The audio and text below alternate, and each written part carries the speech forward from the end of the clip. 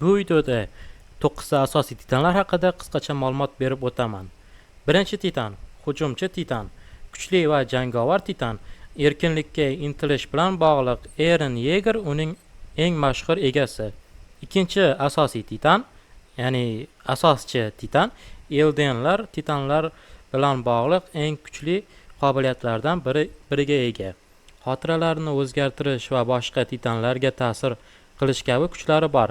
Eren va Ymir Fritz bilan chambarchas bog'liq. Uchinchi, Bronya titan tanasini qattiq zirh bilan qoplay oladi. Juda chidamli va kuchli. Eng mashhur egasi Rainer Braun. To'rtinchi, jonivor titan hayvonlarga o'xshash ko'rinishiga ega bo'lishi mumkin. Uzoq masofaga juda kuchli zarbalar bera oladi. Zeki Yeagerning titan shakli maymunga o'xshaydi.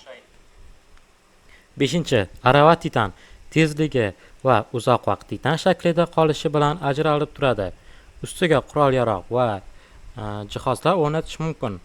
Big Finger uning mashhur egasi. 6. Jag titan juda tezkor va chaqqon. Kuchli jag'lari va tirnoqlari deyarli hamma narsani sindira oladi. Porco Galliard va Farco Gris kabi egalariga ega bo'lgan. 7. Urush bolg'asi titani qattiqlashgan titan moddasidan turli qurollar yaratishi mumkin. Boshqa titanlardan farqli qobiliyatlari juda ko'p. Lara Tuber uning mashhur egasi. 8. Ulkan titan taxminan 60 metr balandlikka ega. Transformatsiyasi kuchli portlashga o'xshash ta'sir yaratadi.